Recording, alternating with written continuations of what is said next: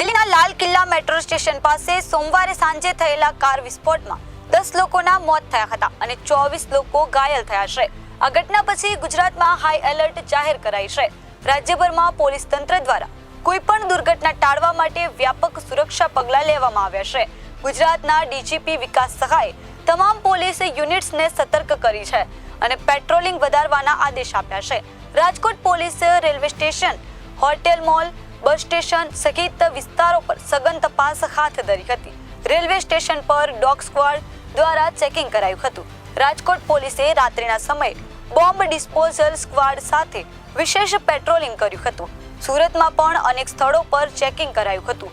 શહેર પોલીસે hotel, mall અને બહારથી આવતા વાહનોની તપાસ કરી હતી. જાહેર જગ્યાઓમાં ફૂટ પેટ્રોલિંગ કરાયું હતું તથા એરપોર્ટ પર આવતા જતા વાહનોનું પણ કડક ચેકિંગ કરાયું હતું. પાટણમાં પણ પોલીસ એલર્ટ થઈ ગઈ હતી અને તમામ તાલુકાઓમાં સઘન ચેકિંગ હાથ ધર્યું હતું. પાટણ પોલીસે વિવિધ વિસ્તારોમાં પેટ્રોલિંગ કર્યું હતું. રેલવે સ્ટેશન, બસ સ્ટેન્ડ અને ભીડભાડવાળી જગ્યાઓ પર વિશેષ તપાસ કરાઈ હતી.